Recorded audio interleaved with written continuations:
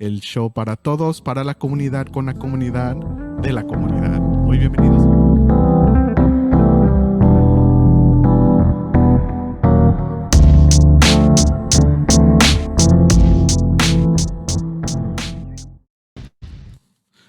Hola, hola, hola, hola, buenos días, ¿cómo están todos? Feliz 1 de junio aquí en Amigos de SEO Radio, en el show de Ni de Aquí Ni de Allá. ¿Cómo están todos?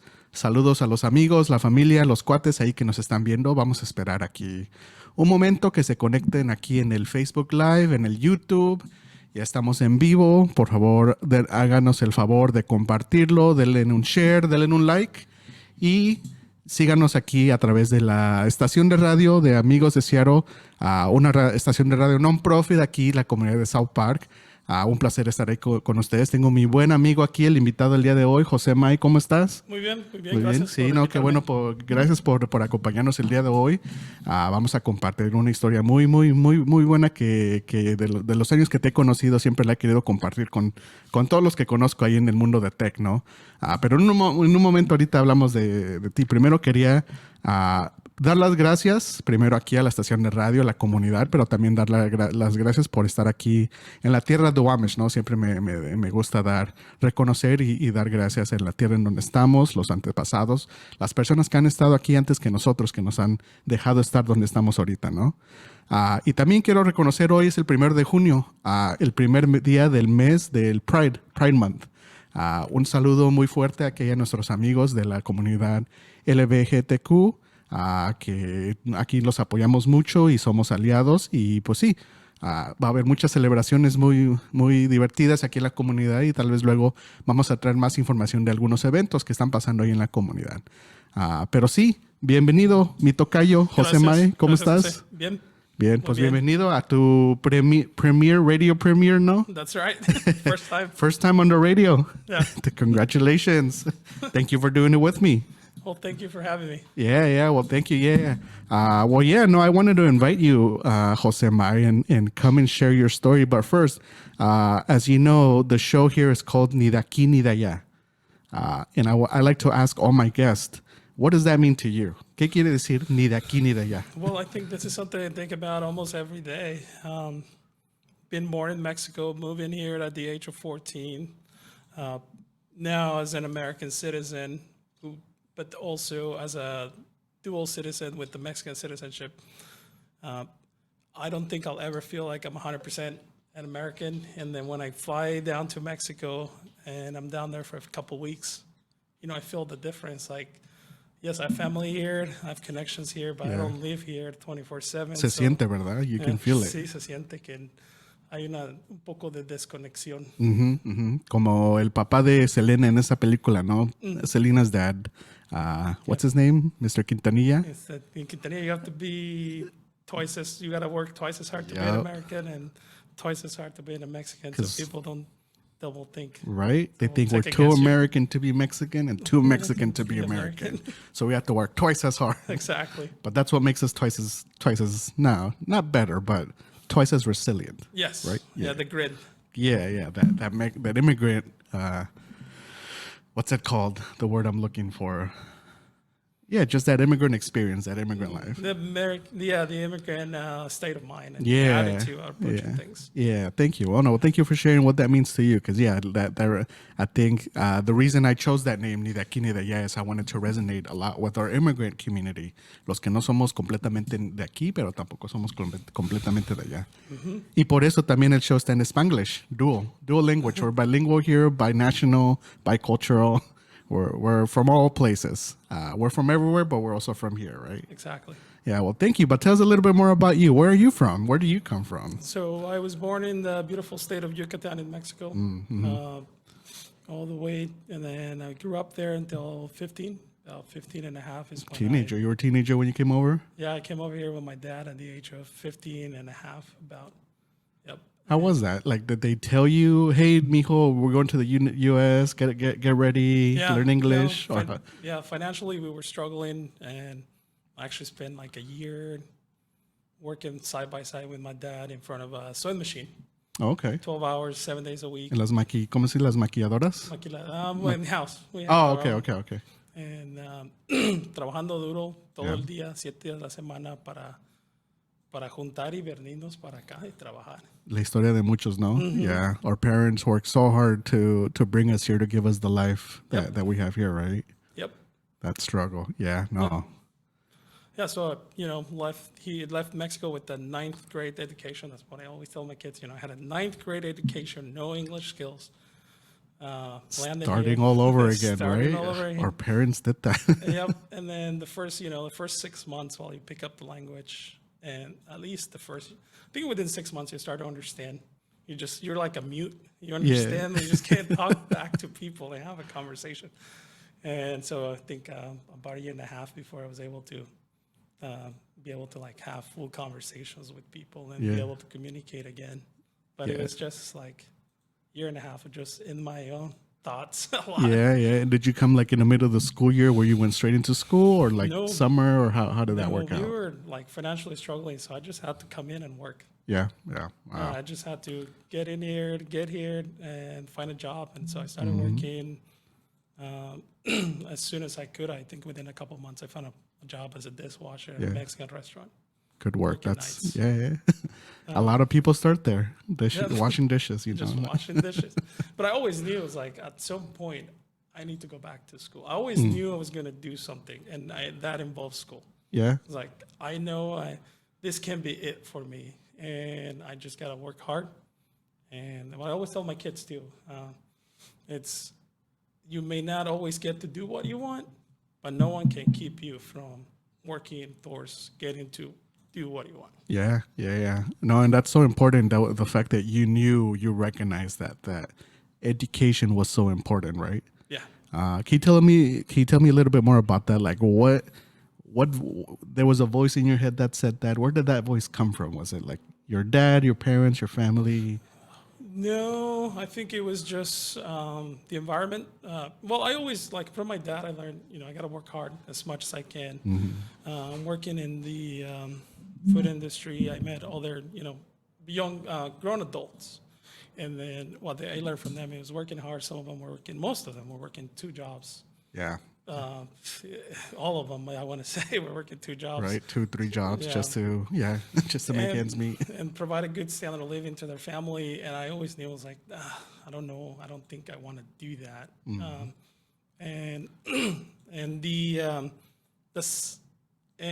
But I just had that thought. And then, talking to other people, I met a good friend in the food industry who introduced a different mindset. Okay.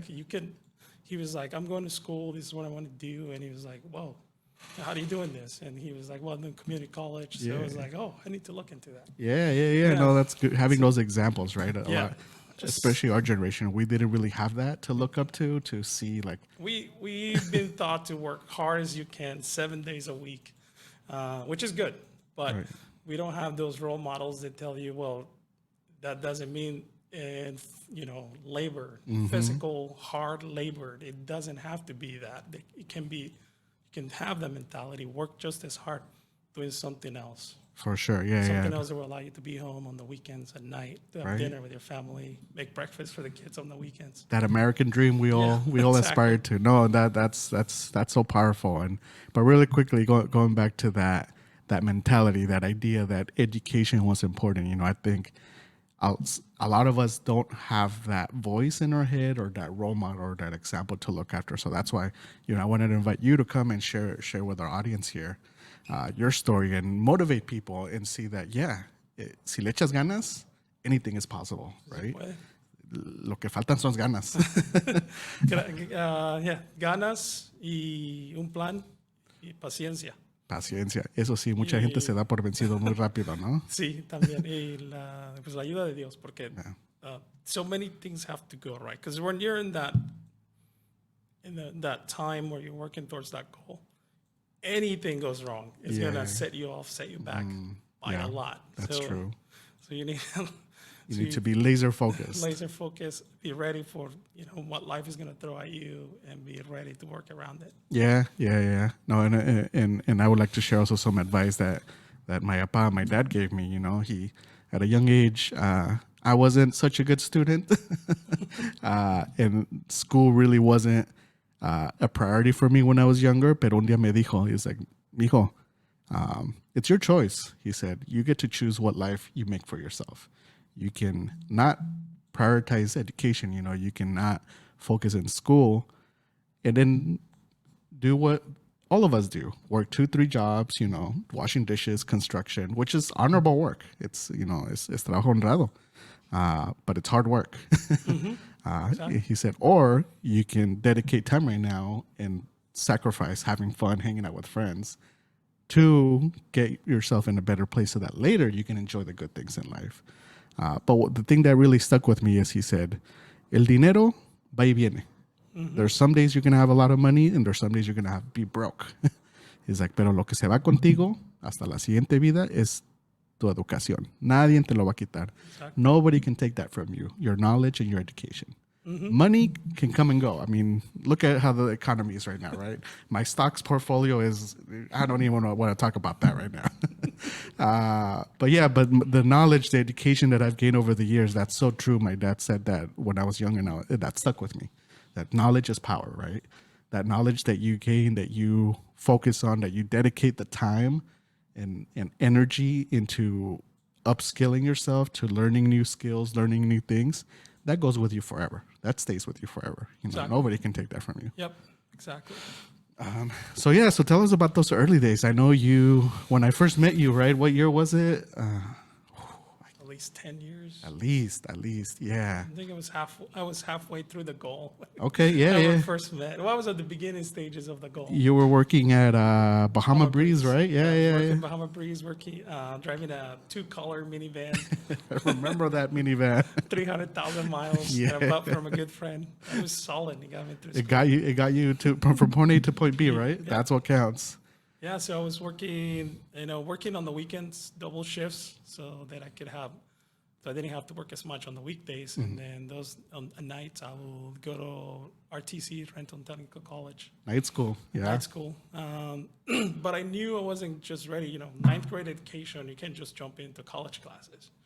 But I figured something out just by first, I was like, well, I need to get my mind and I need to get ready for college classes. I don't have a high school diploma, so I started with the GED. Okay, yeah. And I got my GED, and then I quickly learned that I can, GED classes are like $30 every quarter compared to $30? Yeah, Just back then.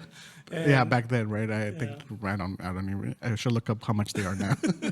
But it's adult studies. It's what it's called, $30 a quarter. It's heavily subsidized. And if you look at an English, 101 class or 99 class, it's gonna cost you, at least $500 per quarter. So I was like, I can stay in these classes, pay the $30 a month, just tell the teachers what I need to work. I want to work on, and come in here with my books, and then whenever I have questions, they will answer my questions. So I managed to do that for a couple semesters, and that basically got me to be able to jump into a Math 185 math class. So you started from the very basics, like basic math, basic English. Yeah, I started with doing that, but I started that with adult basic studies. I didn't go pay for that. Because if you go talk to the college, what do you call those people? Counselors? The counselors. Yeah, They will yeah. like, well, go take the admission test that will tell us where you can place you. Right. And I tested so low that they wanted to place me, Oh, math. so you had to take all those classes. But I was like, I don't have time and I don't have the money. So what can I do instead? So I was like, okay, I'll stay here in adult basic studies, pay the $30 a month, get the books. Then whenever I have questions, I'll just ask these guys. You had access to the instructors, right? Yeah, these people know. That's No, so I know. smart. Yeah. So I think I did that for a good 2 semesters, and I was able to retest again and get into it, boom, back in the 185, which is what I Nice. needed for my AA, my first degree. Yeah. Okay, that's very cool. Yeah, so you figured out the system. You figured out like, I'm not gonna spend hundreds of dollars on taking these classes.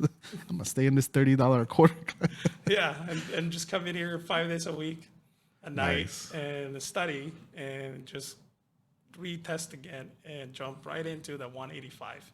Nice. The Math 185 in English. I think it was 102 or something that I needed to take psychology. I needed to take psychology, but to take psychology, got a place pretty high with English. You can It's like a puzzle, right? You got to Yeah. build your classes to fit what a certificate or a degree would yeah, require, exactly. right? This was an AA Yeah. degree.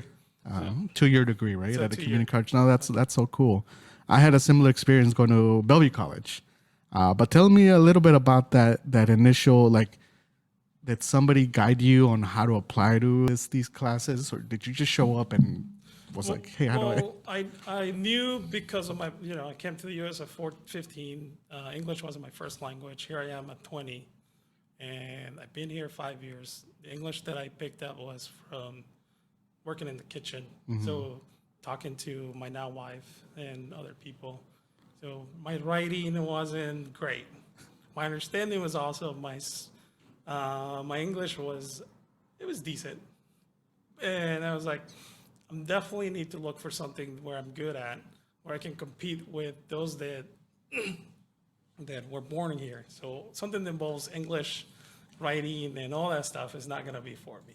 Yeah. And I knew I was good at math, and math is universal. So I started looking for programs that were math heavy. Programmers was one of them. And then I run into this other program called networking, which is how all of the devices that we have connect to the internet. How the internet works, right? All the basically- cables, all the wireless, all the signals. Exactly. Yeah. How do all those protocols work, how to keep them secure, Very and cool. how do they work at a global, large scale. Yeah. So I was like, okay, I can do this. Yeah. So how long did that take you? 2 years to 2 finish? years. Nice. 2 years, and then I was getting close to the end of the program, and I was, it's all about the resume. If you don't have anything on your resume, it's very unlikely somebody's gonna hire you just straight out of college. So true. So true. But thankfully, I found this place that was looking for an intern. Okay. Internships. An internship, and the job description came in. It was nothing flattering to anybody in my class. It was like, we just need somebody to get in here and help us package laptops. And everyone in my class was like, I don't, they'll turn it down. Oh, they saw like it wasn't good enough. So it wasn't good enough. I okay. was like, I don't want to be doing that. rolling cables, packaging laptops. So I went. I was like, I got nothing to lose. I need something. So, and then plus I'm looking at statistics. It's like, if you don't get a job within graduating so many months after college, the likelihood of you finding a job starts to go down by this percentage. You don't say, yeah. So it's well, so by this point I have a wife, I have a kid. It's like I got to keep moving and I got to start making money. So because of that, I went and applied. And it turned out they wanted something. They wanted that person, but they also, I noticed that the person they had also didn't have all the skills. I was like, there's room for me too.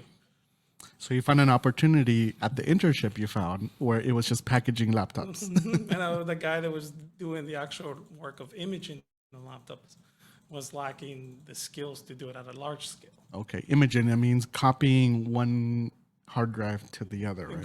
You have the gold image, so you don't have to physically install the operating system, the drivers.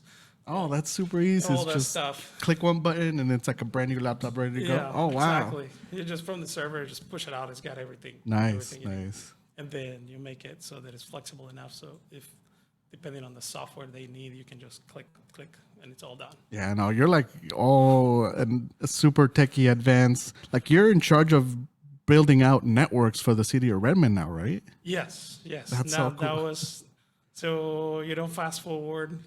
I do that job. I get a job at a transportation company. I started at the service desk.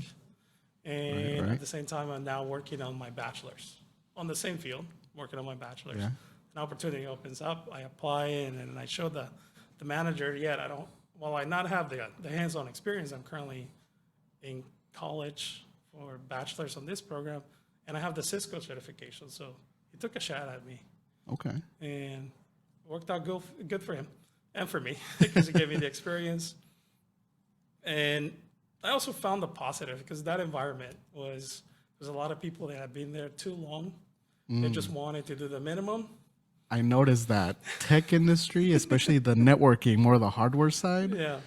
What do they call it? The retirement cliff, right? Yeah. They're all aging out. Yeah. They're all old school, used to old systems. And they don't want to change it because they don't want to learn anything new. And I saw an opportunity there. I was like, I may not be getting paid as much as these guys are getting paid because they have the experience. I'm going to be working way more harder than these guys are, but I have a goal. My goal is to get as much as hands-on experience that I can put on my resume and show all these projects that I've, cradle to grave Yeah. projects. I was like, hands-on experience, I get all this knowledge, and I'll be getting paid as much. And when the time comes, I'll, take that somewhere else. There you go. Yeah, get that experience, build that resume, right? That's so important. Especially in tech. Yeah, and I think you found that magic recipe. Find those entry level positions that get your foot in the door, and then from there find the opportunities, right? Don't let the first job description turn you away. Like you said, everybody was looking down at that packaging laptops internship. Yeah. When you went in and found more opportunities to grow. By the time I left, I was running that place. Wow, look at that. Yeah, they were imaging maybe 20 laptops a day. By the time I finished, our production was to 25, 30 laptops an hour. Oh, wow. We were actually, that's scaling up. Yeah, that place went from turning down contracts to like asking for more contracts. Like one of the coolest thing I got to do for that place was got to image a 12, no, it was a little bit more than 12. I can't remember the exact amount, but it was for a lab that Microsoft, when Server 2012 R2 first came out, and the lab was going to be run at MIT. Oh, wow. Yeah, and I got to image those servers. You got to build a network for MIT? For the lab that Microsoft was going to run at MIT. Wow, that's so cool. Yeah, I was like, wow, this is awesome. Yeah, no, that's so really quickly going back. How many years were you working in restaurants? Like you said you started, at the very beginning, washing dishes. How, like, what? I would say a good solid 10 years. 10 years, a whole decade. A whole decade. In the kitchen, which, a lot of our paisanos, that's where we work. That's donde ahí nos encuentran, en la cocina, hustling. Like, it's hard work. Yeah. I think I remember telling the manager, Palma Breeze, the kitchen managers, it's like, I need to shift my schedule on the weekends. I'll be here on the weeknights. Just need more flexibility there. I'll be here on the weekends all day if you need me to. And he was like, just wasting your time. You're going to be right back here. He said that to you? Yeah. It's like, okay. All right. No le creíste, ¿verdad? No. No, por eso estás aquí. Por eso estamos aquí. Qué bueno. No, that's so cool. So a whole decade just living that hustle, right? Yeah, either working 2 jobs. It was either at the beginning working 2 jobs in the restaurant. And then by then, my wife and I were, got married at the age of 22. So, but before then, we've been together since we were 18. And she also, we both had that plan. Yeah. It's like, you go to school, I'll work 2 jobs. When you finish, I'll go down to 1 job, and then I'll start going to school. No, that's cool, having that support system at Yeah. home. That's so needed. A lot of people don't have that, so that's really cool that you had that support to let you pursue this shift in your career. And you said after the 10 years, well, within that, right? Because you were working while going to school. Yeah. So I think it was I want to say 7 years in the restaurant industry by the time I started going to school. Okay. And 3 years. So 3 years after that. It was about 3 years of your shift between working full-time 2-3 jobs in the restaurant industry to going to night school. Like you told me, you would like park your van outside of the restaurant to study. Yeah, I will show up early because I have a wife, a kid, so home may not be as quiet. Plus, I will have to drop off my kid, childcare, traffic. So it just made more sense sometimes to just you made it work. Leave early, and then if I was working a double shift, I would take it. If there was an opportunity, I would take a break, like a 30-minute break, go outside, study, go back in. Look at that, esas ganas, that tenacity of like, I have 30 minutes. What am I going to do? I'm going to study. I'm going to go study for my psychology test or my math test. Yeah, wow. No, and that's what it takes. It takes that dedication, esas ganas, saying like, okay, I have 30 minutes here. How can I make the most of those 30 minutes? Exactly. That are going to prep me for the future, right? Mm-hmm.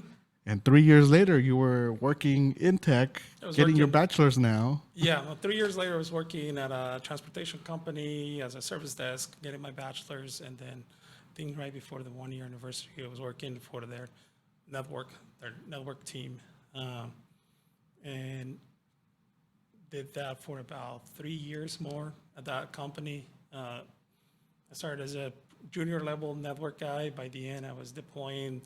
I deployed their next gen firewalls for and build the design from the beginning. This is what we have now. Here's the requirements for what we need. So you did everything from sketching it out, planning it out, measuring. Coming up with the routing protocol so that it was also resilient, right? Because we're dealing with transportation sites. Right. Some sites have the DSL, some sites have broadband, and they have a single service provider.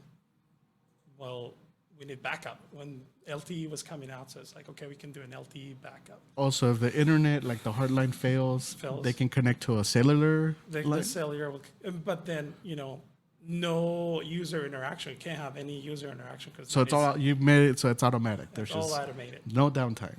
No downtime. That's It's like a minute downtime from the time that the system detects it's down to moving over. Yeah, in an industry like transportation, you need that, right? Because Yes. it needs to be constantly connected. Exactly. And then how you make it affordable. Because if you Right. buy an LTE plan, a minimum is going to cost you $50 times 70 different sites. That's a lot of money. That is a lot of money.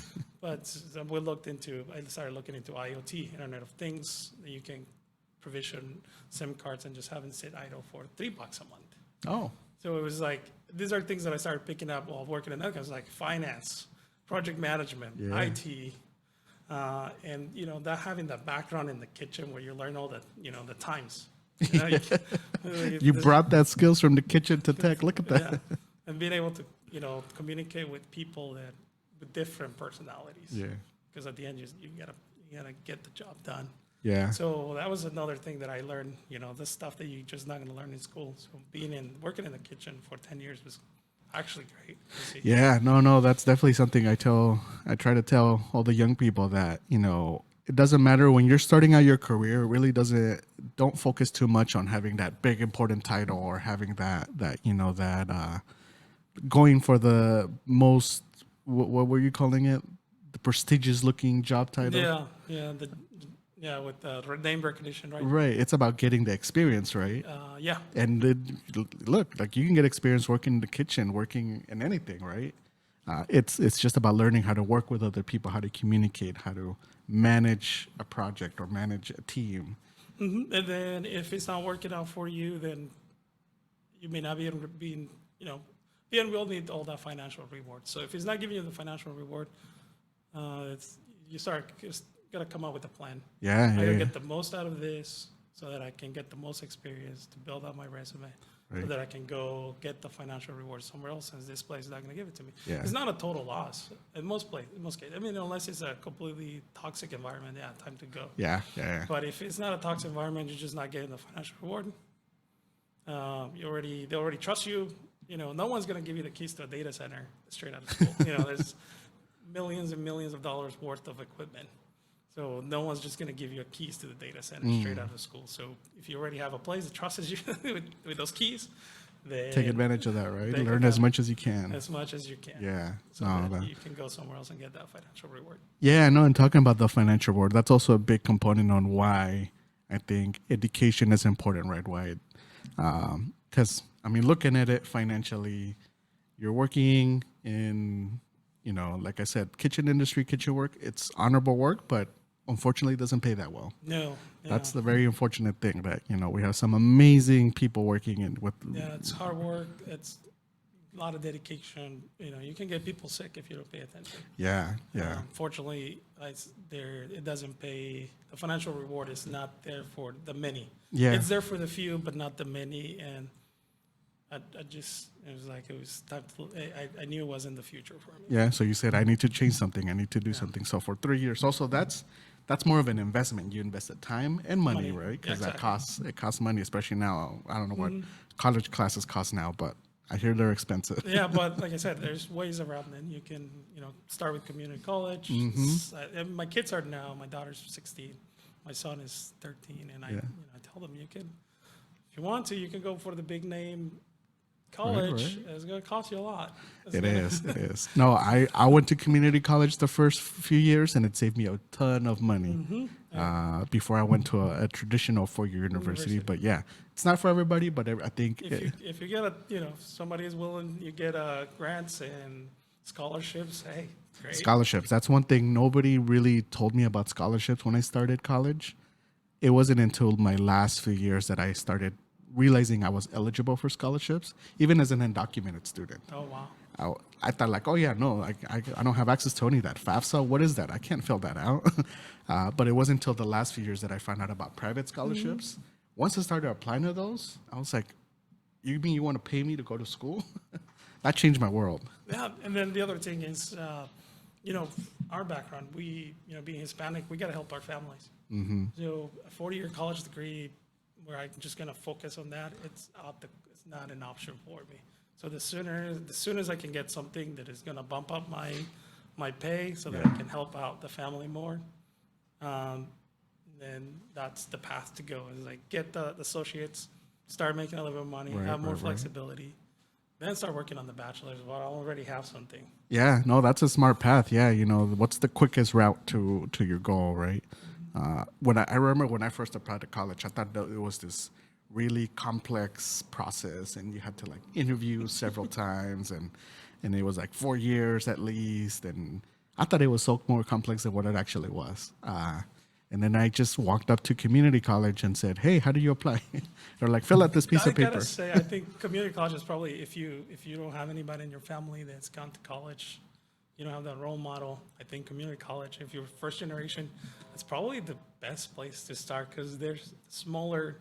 They have a lot more time for you. Smaller class sizes, right? Smaller class sizes, the registration, I feel like they have a lot more time to spend with somebody that just walks up the window.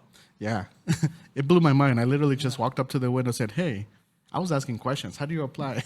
They had me fill out a piece of paper, and the next thing I knew, I was a college student. Yeah. It like blew my mind. I was like, "That easy?" Yeah. And I was like, how do I go from this? And then once I started adult basic studies, and once you get into that world, that those teachers will start giving you resources. It's like, hey, I see potential in you. You should really go look at taking an NA and associates, and we'll talk to this counselor. Yeah. They'll put you in the right path. That's so important. I think the first year I was in college, I just went to class and then went home. Went to class. I didn't take advantage of any of the counselors, study sessions, like tutors that they have, their programs.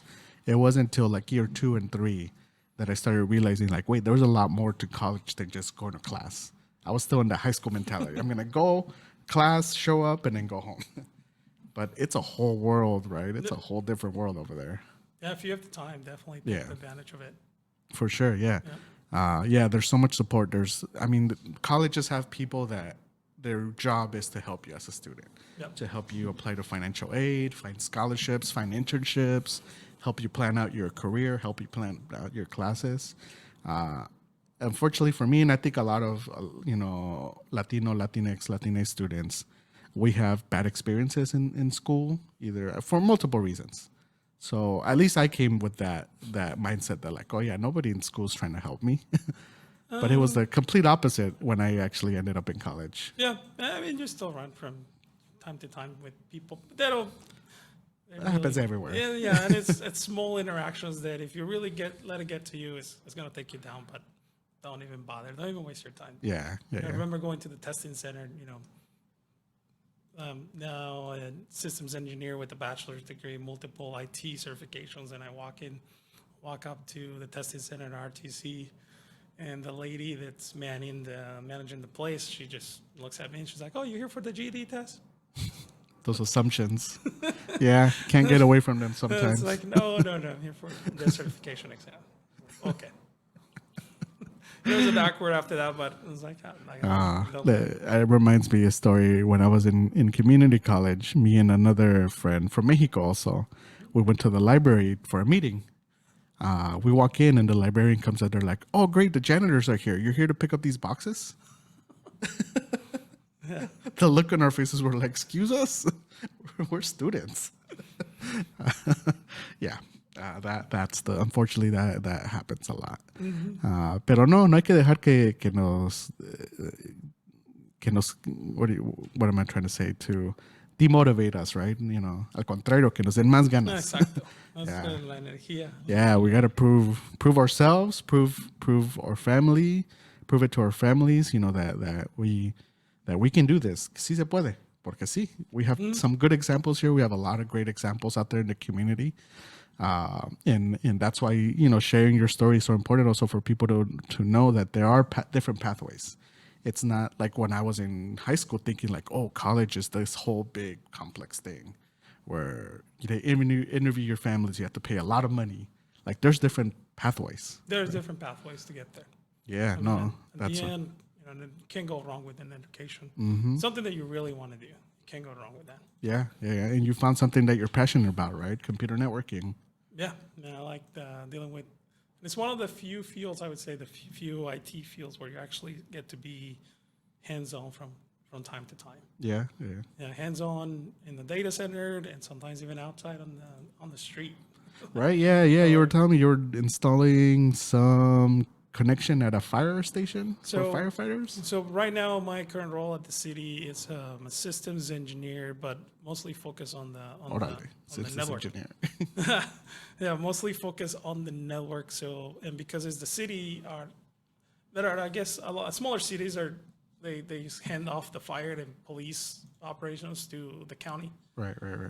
But the city of Redmond's big enough that we manage outside of 911. That's still the county, but we still manage and provide all the network, all the services to police department and the fire department. And because I'm part of the network, I manage the network, and I work closely with the fiber, the traffic teams who, you know, physically lay the fiber and run the fiber. And then I logically manage the fiber, and sometimes that requires me to be out on the field, Okay. opening the manhole and working with those guys so that we get we need to relocate fiber, add another path. Okay. Yeah, I'm not the one in there with the fiber, but I'm You're planning it. You're I'm managing the project. managing the project. Okay. That's cool. You're not like stuck behind a computer all day, right? Most of the time, I would say 90% of the time, yes. But there are that 10%. That's cool. You get to go outside I and get- enjoy the fresh air. Yeah, like tomorrow, for example, we fire station. One of the stations is getting retrofitted for earthquake. That project's going to start in the next a few days. Nice. So tomorrow I'll be out there. Going to be temporarily relocated to trailers, Okay. living quarters plus an office trailer. Yeah. So I got to take the network and move it over to those trailers so they Wow. can still work. Yeah, and I know governments spend a lot of time and resources planning and preparing for almost every possible scenario, right? Earthquakes, fire. We work closely with CISA, Homeland Security. Okay. We get daily emails, plus our security manager is always working with them to get the latest threats and Very how do cool. we mitigate those threats. Yeah. So Smart. you're in charge of basically making sure people's computers have access to the connection to the internet, right? Secure, Yeah, and it's secure. Yeah. I was secure gonna say private connections. you make from- sure my Facebook works. If you sit at City Hall, police, the police department, one of the fire stations, yes. Okay. In a secure manner for the police, for PD, when they're out in the field, Yeah. their laptops that they have. All right, they have to be remote, right? They have to have wireless connection. Yeah, So that's that their ability to be able to connect back to us so they can run those blades. yeah. And it also has to be redundant. It has to be resilient. Okay, So how do we okay. deliver that? And so that if we lose a service provider, Yeah. they're not down, dead in the water in the middle of the street trying to write a ticket. So, yeah, we not only have to deploy and build systems that meet the needs, but they also have to be resilient, Okay. redundant. Yeah. You know what? I could nerd about this all day, but I don't want to scare people away, and maybe some people are gonna be like boring. No, but I could nerd about this all day. But I think what I really want to talk about and get at is talk about what has been your biggest challenge getting to where you're at today. You think? I would say one is mental. Yes, one is mental because, you come from such a humble beginnings that when you look at these job descriptions, it can be, what's the word when you, Imposter syndrome? imposter syndrome, but it could be, yeah, it's almost, yeah, it gives you a Like little that bit feeling like, am I good enough for that? of, Like, am I good enough for that qualified job? enough for that? Yeah, like for that job. And Okay. then it's having those friends. Like I have a really good friend of mine, you know him, Ernesto. Yeah. Sent me the link for this job, and he's like, "Hey, you can do this." I was like, looking at the description, yeah, it should be. Yeah, no, that's important, having that support system, Yeah, that the ese other people. apoyo. Yeah, ese apoyo de otra gente que cree en ti también y como que te da más y te apoya y cuando no quieres como que te da ese empujoncito que necesitas. That's what we all need, and like I'm so glad you were a part of the Latinos in Tech group, right? The one we started back in the day when I was working at the nonprofit Latino Community Fund. Yeah, that's exactly what that space was envisioned to be, that support system, that esa conexión con otros miembros de la comunidad that are in tech, interested in tech, curious about tech, pero principalmente para tener ese apoyo, darnos ese empuje. Ajá, ese empujoncito cuando dices, a lo mejor no. Right. Pero sí, no, I'm glad I did. I'm glad and I was definitely ready for that. Well, congratulations. No, I'm so proud of you. You know, having met you when you were starting out, and now seeing you do all the amazing stuff you do there for the city of Redmond. Like, it's an inspiration to me, but I know it's an inspiration to a lot of people here that are hearing your story. And so yeah, you shared your biggest challenge, and I think that is a big one. That doesn't matter what industry, we all face that. Yeah. But that's why it's important to have that support system. But now tell me, what's one of your favorite things about now being in this role in tech, being in this world? What is one of your favorite things? The continuous learning. Yeah. You get exposed to so many things, you quickly learn that you don't know something, so you have to go research it I'm always constantly being challenged to deliver something.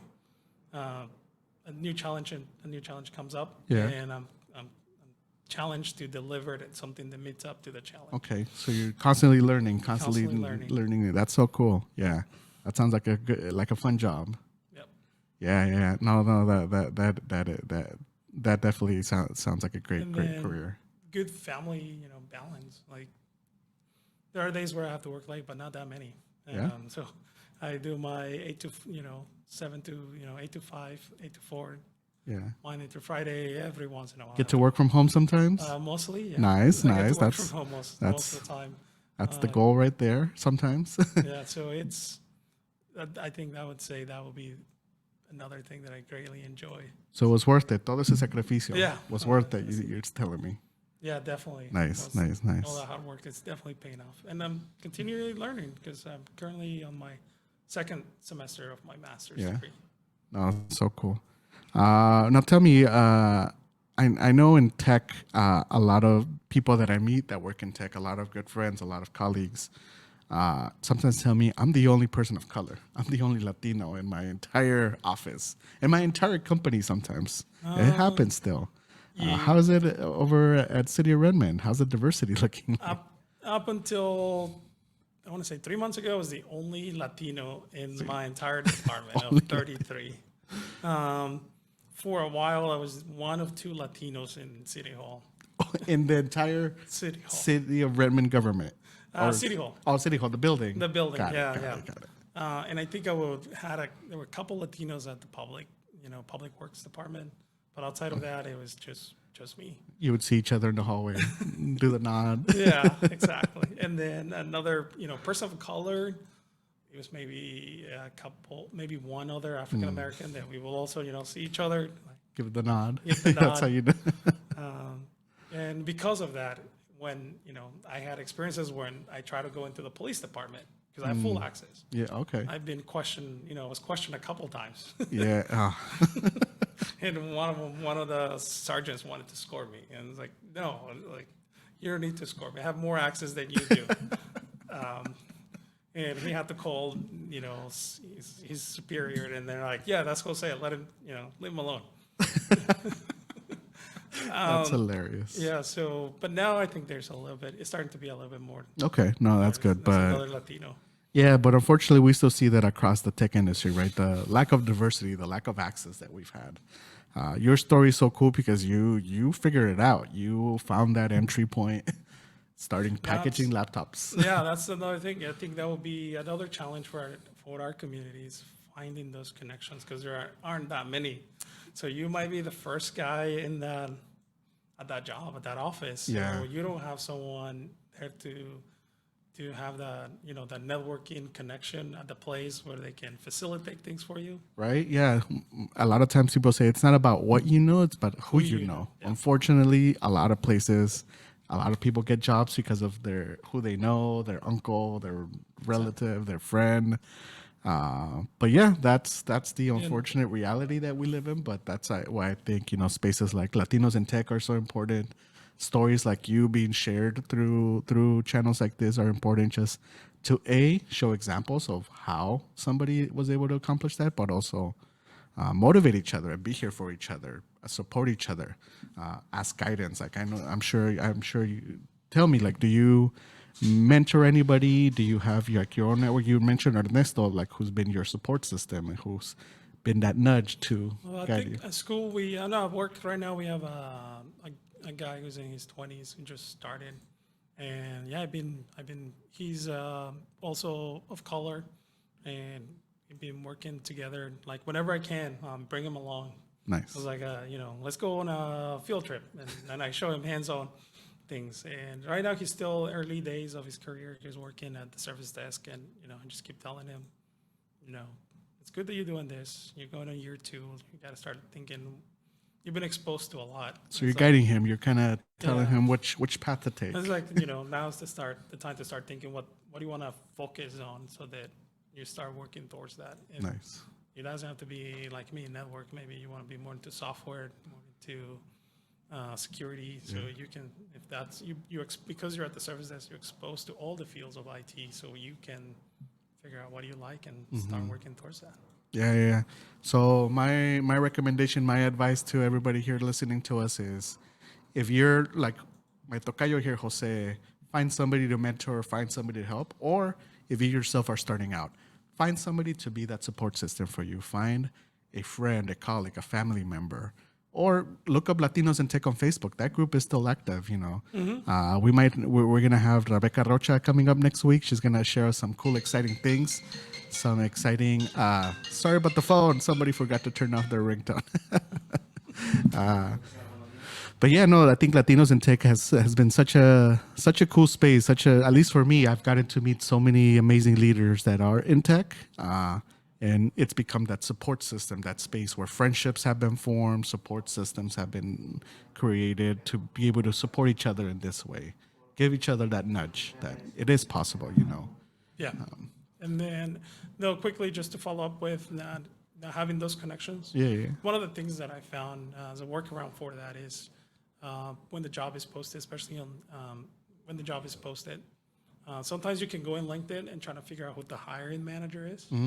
Okay. And if you don't have that connection, I've been a very respectful manager. Just be like, hey, I know you're hiring for this person. I'm confident that I might be who you're looking for. If you have a few minutes, just look at my resume. Okay. LinkedIn. So you recommend? I'm not big on LinkedIn yet. I should. I keep on telling I think myself. especially for our community where we don't have those connections, I would say go big on LinkedIn. Yeah. Okay, I gotta step up my LinkedIn game because it is not. I know I left my previous job in March. I barely updated my LinkedIn about that. So I think some people still think I still work in my old job in government in the city of Seattle. But no, it's updated now. It's up to date, but it still needs work. So I'm sorry if you're looking at my LinkedIn and you're like, no, this is whack. It is. I admit it.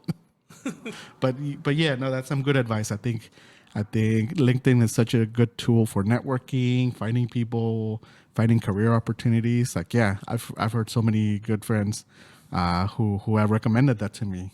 Yeah. I just unfortunately haven't dedicated the time because I don't know. I haven't. No le he echado las ganas, pero necesito echarle. I need to put some time into that. Yeah, especially for our community because sometimes we don't have that direct relationship with another working professional. Yeah. So LinkedIn opens the door for, Yeah. for those relationships. Right on, right on. No, that's so cool. Well, Jose Mai, thank you so much for joining us today here. Thank you to all our listeners here. Any last parting words here to our audience before we say goodbye? Thank you. Thank you for having me.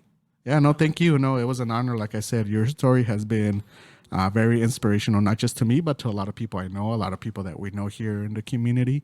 And that's what we want to bring more of these inspirational stories, show examples of cómo la comunidad podemos lograr y ser exitosos, ¿no? Cómo lograr cumplir nuestras metas y qué nos lleva a triunfar, a vivir, tener una buena vida aquí en los Estados Unidos, ¿no? Exacto.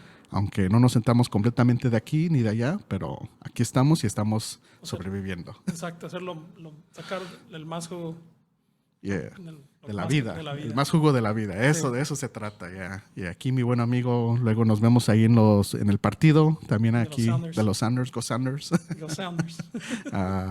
Well, yeah, but no, muchas gracias a todos. Thank you for everybody for following us today here at Ni de Aquí Ni de Allá aquí en la estación de radio Amigos de Seattle, Non-Profit Radio, la estación de radio de la comunidad de South Park. Denos un like, un follow ahí en el Facebook, en el YouTube. Estamos en vivo el día de hoy. Si tienen preguntas, comentarios aquí en el video, por favor pónganlo en vivo. Si no, después lo pueden poner y podemos contestar. Tal vez después, maybe later, we can do some Q&A with the audience. We want to invite more people to interact with us. I know we're trying out the live stream. We're live on the radio. If you get a chance to listen to us on the radio, we're on adsradio.org. adsradio.org.